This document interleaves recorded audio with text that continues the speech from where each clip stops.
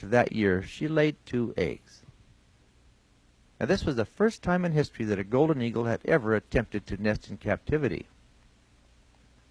And we certainly did not want to miss this event. Carefully, she rolled those eggs about.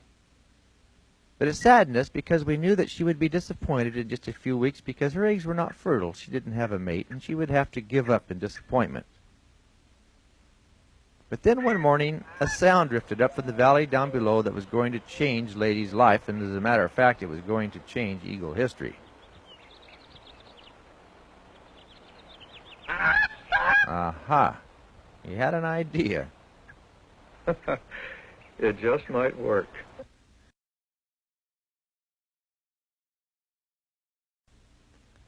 And by now we were noticing an interesting behavior pattern on the part of Lady.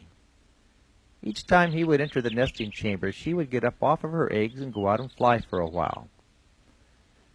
Now this was our first indication that Lady had accepted my father as her mate, and she was allowing him to incubate the eggs while she went out for a rest. But while she's out on this flight, he removes those 2 infertile eggs, and he puts in the nest 1 very fertile goose egg. And then we waited to see just what would happen when she returned. Would she just crush that egg to smithereens? We hope not. We were very pleased to see that she was accepting this substitute, and she was giving it the same tender care that she'd been giving her own. Carefully, she settled down on this egg for some very serious incubation. While Lady incubated, she got special care. She had breakfast in bed every morning. Don't get fussy on me now. Atta girl. She was one pampered eagle.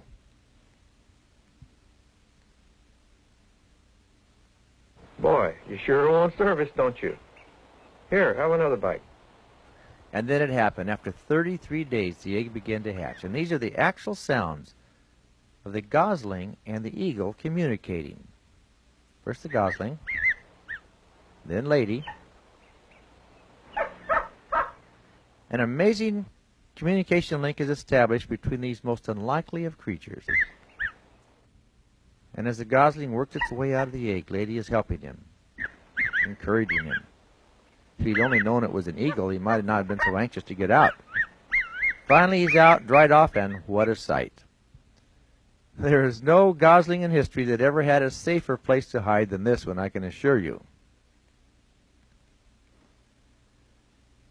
Now, the first order of the day was breakfast, and here was going to be a real problem.